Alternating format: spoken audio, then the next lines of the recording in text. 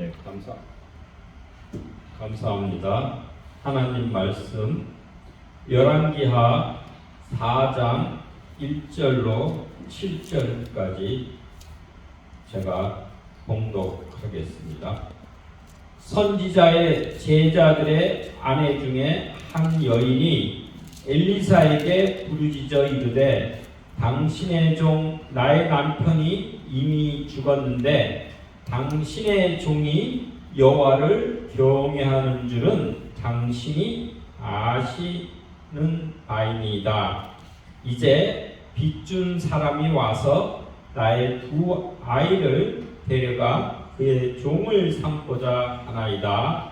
2절 엘리사가 그에게 이르되 내가 너를 위하여 어떻게 하랴? 내 집에 무엇이 있는지 내게 말하라.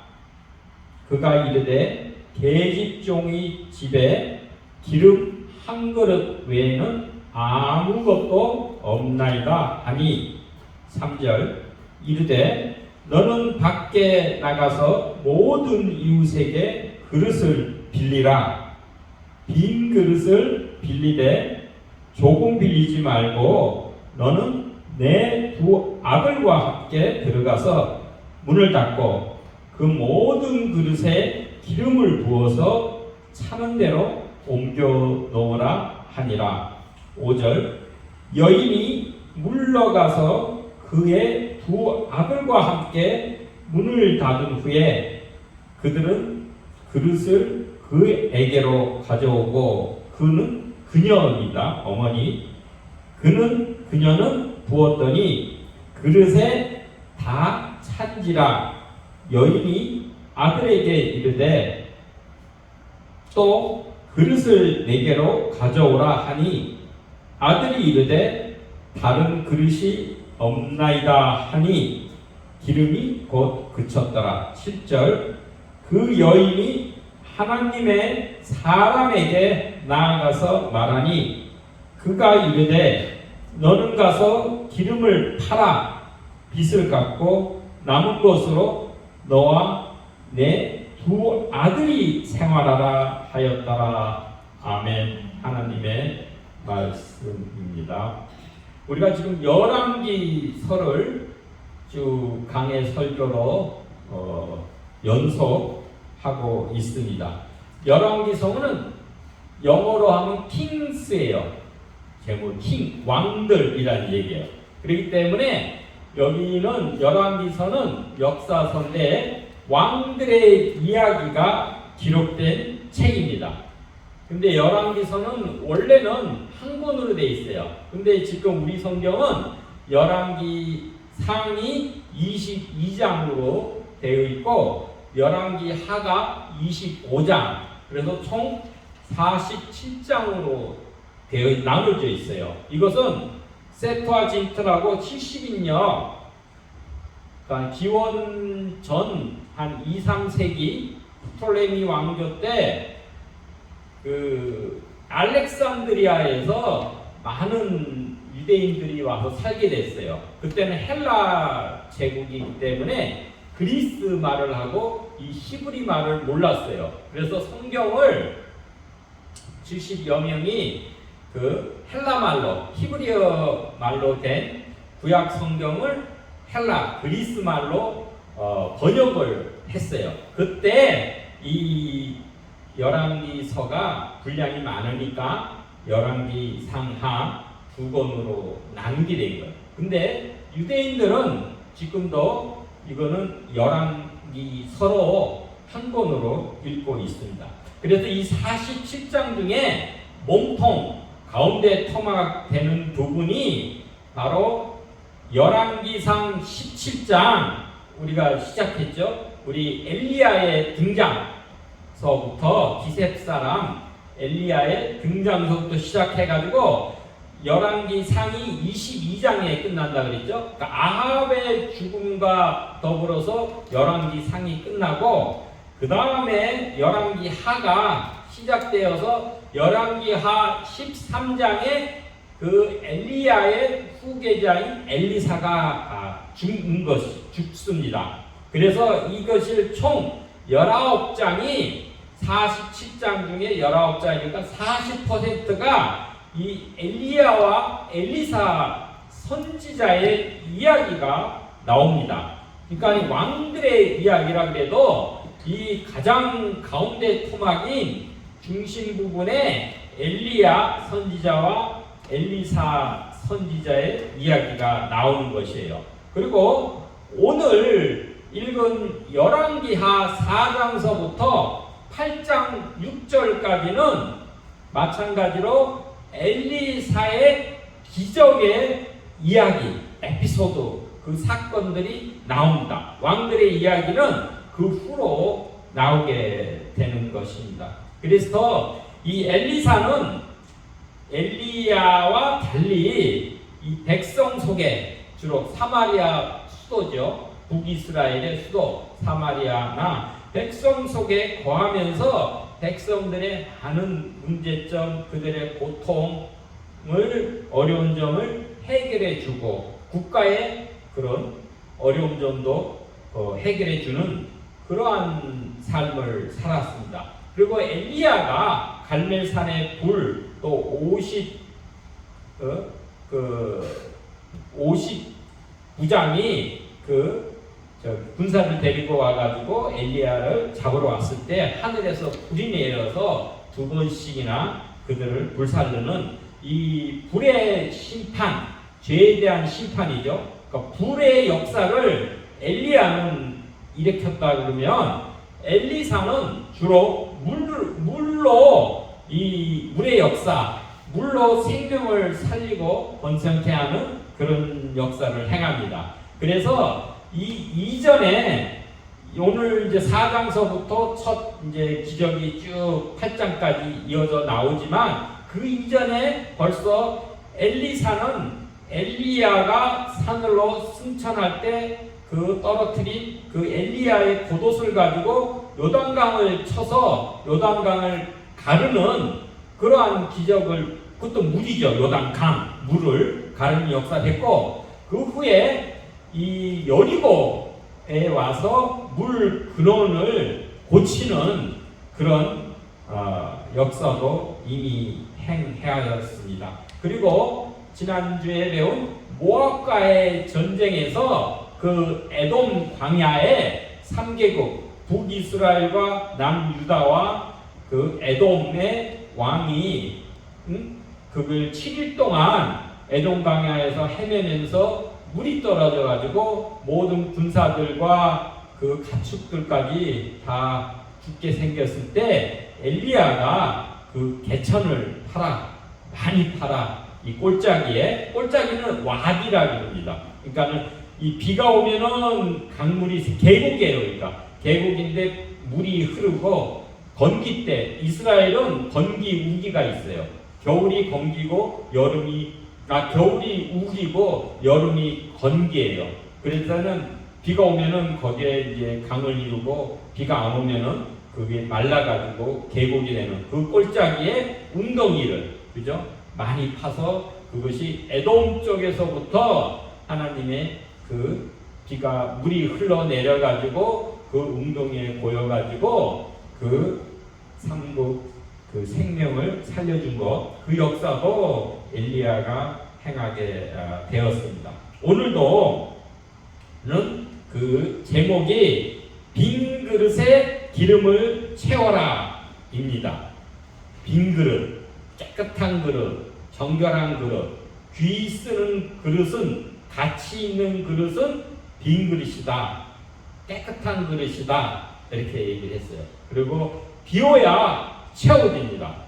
빈 그릇을 많이 준비해라 그랬어요. 조금 준비하지 말고 많이 준비해서, 그러면 그릇을 준비하는 것은 우리가 할 일이에요.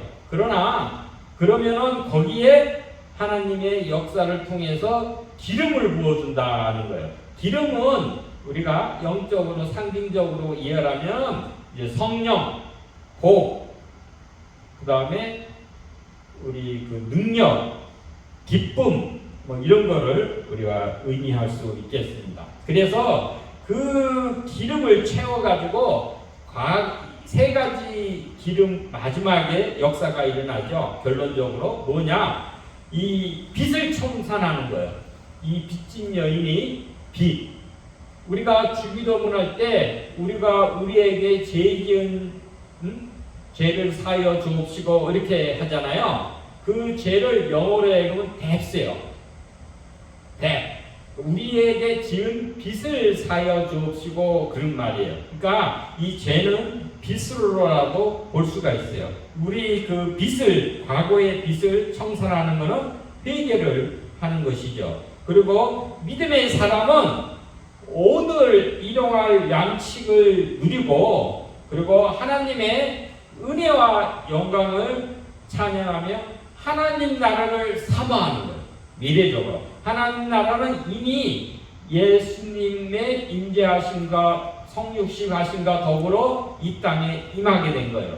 그 임하는 하나님 나라를 이 땅에서 우리가 맛보고 의와 희락과 화평이 하나님 나라라고 했어요. 그것을 이 땅에서 맛보고 더 완전하고 영원한 하나님 나라를 우리가 사모하면서 살아가는 것입니다. 그래서 믿음의 분량대로 믿음도 분량이 있어요.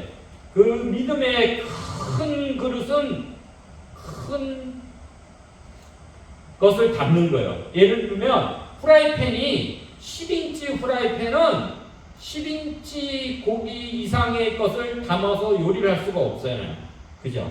근데 큰 프라이팬은 큰 물고기를 담을 수가 있는 것입니다. 그래서 우리의 믿음의 분량대로 여기도 보면은 그릇을 모든 빈 그릇을 가득 채울 때까지 기름이 끊어지지 않았어요.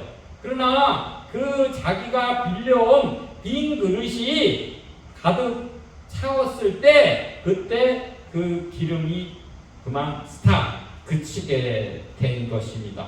그렇기 때문에 우리의 믿음의 분량을 우리가 키우는 것이 더 복되고 또 믿는 대로 된다고 마태복음 8장에는 말씀대로 하고 있는 거예요. 우리가 믿는 대로 믿음의 분량대로 생명의 진리의 역사가 나타나게 됩니다.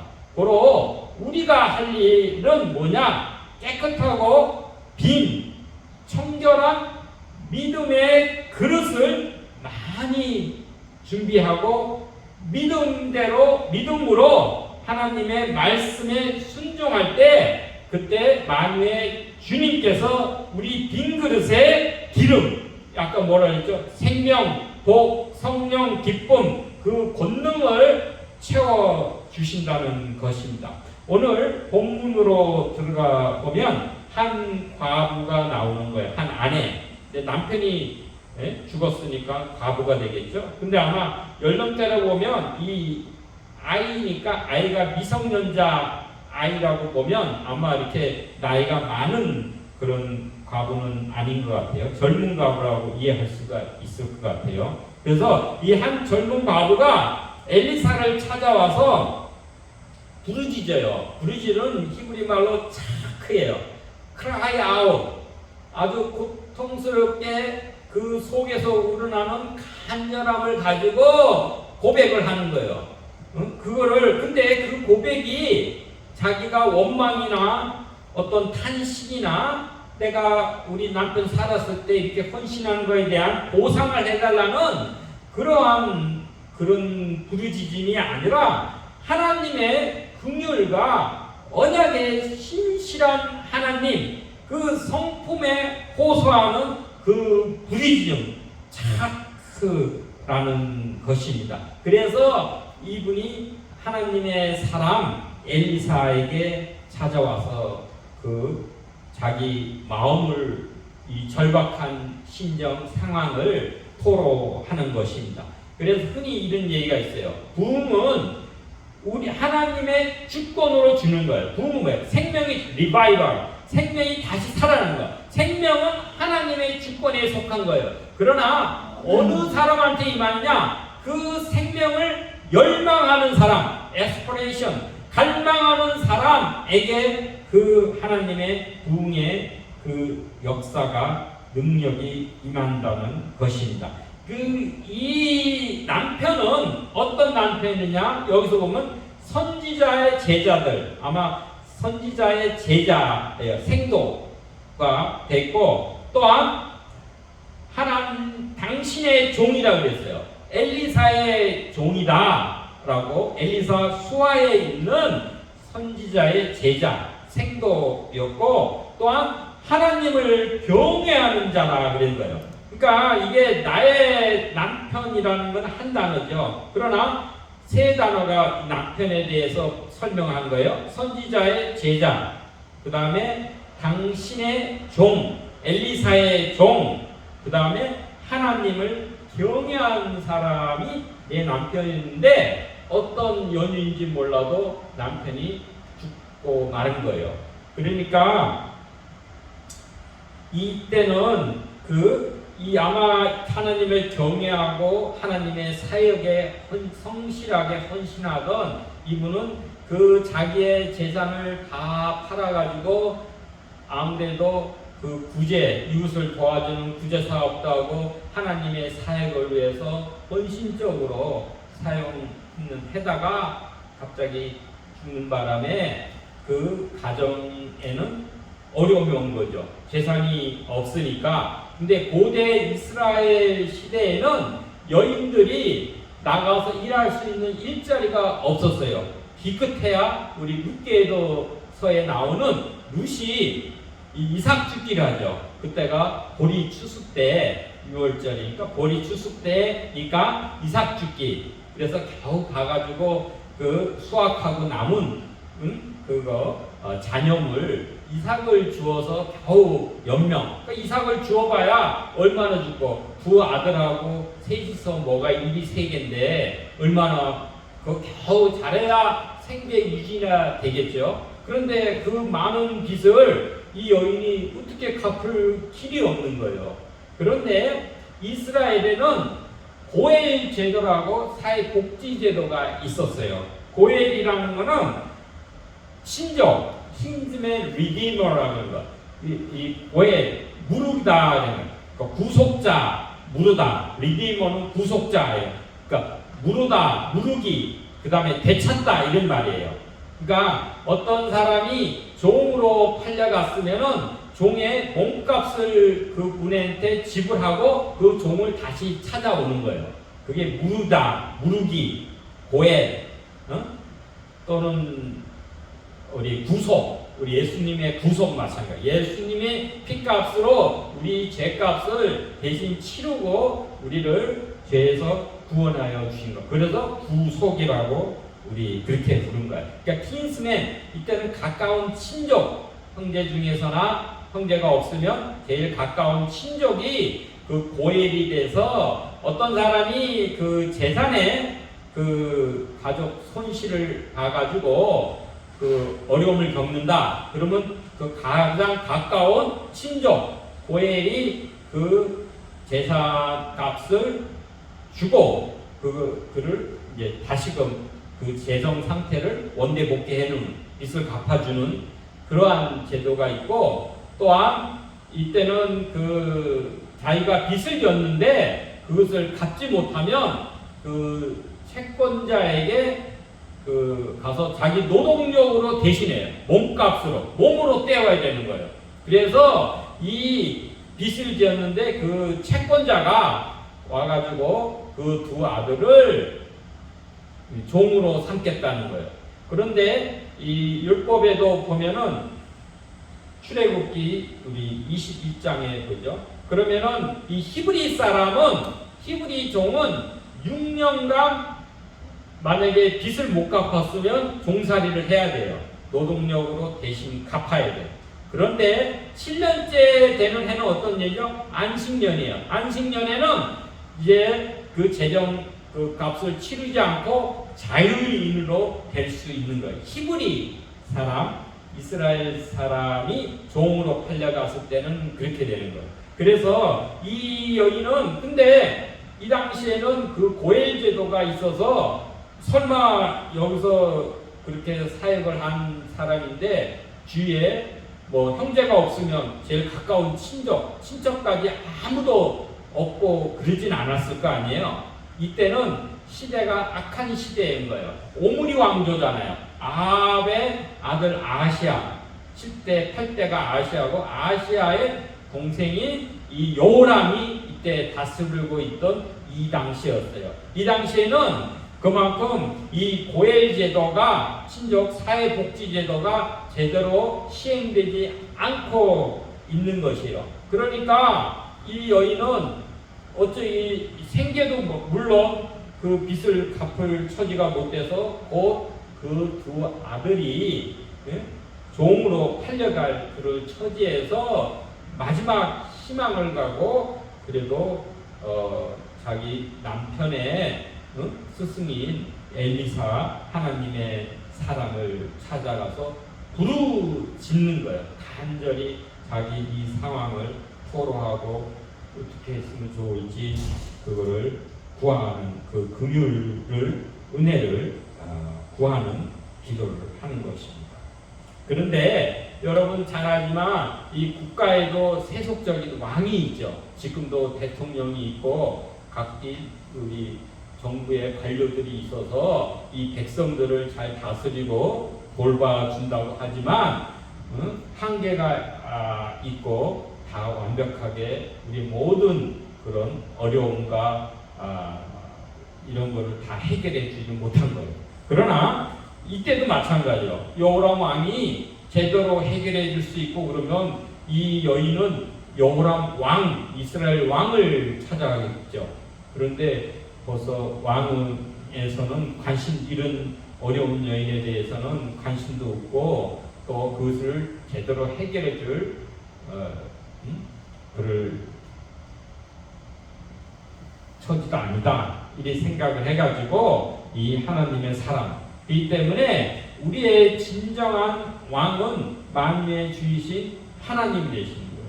여러분 어려움이 있을 때 주위 사람이나 더 유력한 사람을 찾아가서 도움을 청할 수도 있지만 그들의 한계가 있고 또 그들의 마음이 동하지 않으면은 도움을 받을 수 없어요.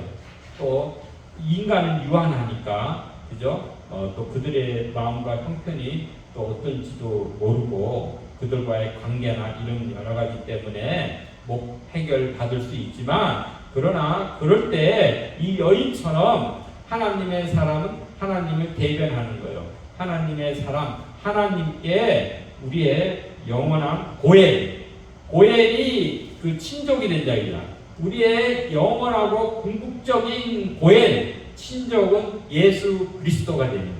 그렇기 때문에 예수 그리스도께서 십자가에서 돌아가심으로 인해서 우리가 죄의 종이 되었던 것이 의의 종으로 변화가 되고 사망의 종이 되었던 것이 바로 생명의 종으로 변화가 되는 거예요. 그래서 예수님께서 이 땅에 오신 목적은 요한복음 10장 10절에도 이 땅에 생명을 얻게 한다. 이 생명은 조예요. 영원한 생명을 얻게 하고 풍성히 하기 위해서 오셨다고 그렇게 하는 거예요. 그래서 우리의 영원한 친족 고엘이 되시는 예수님께 나아가서 부르짖을 때 그 예수님께서는 우리의 문제를 해결해 주실 수 있을 것입니다. 그래서 하나님은 주님께서는 우리의 피난처가 된다고 시편 46편이 됐죠. 하나님은 우리의 피난처시오 힘이시니 환난 중에 만날 큰 도움이시도다. 우리가 어려움에 거할 때 큰 도움이 되시는 분이 하나님이시다고 한 거예요. 그 다음에 구하는 자에게 성령을 주신다고 누가복음 11장에 말씀하시고 우리가 사방이 막혔을 때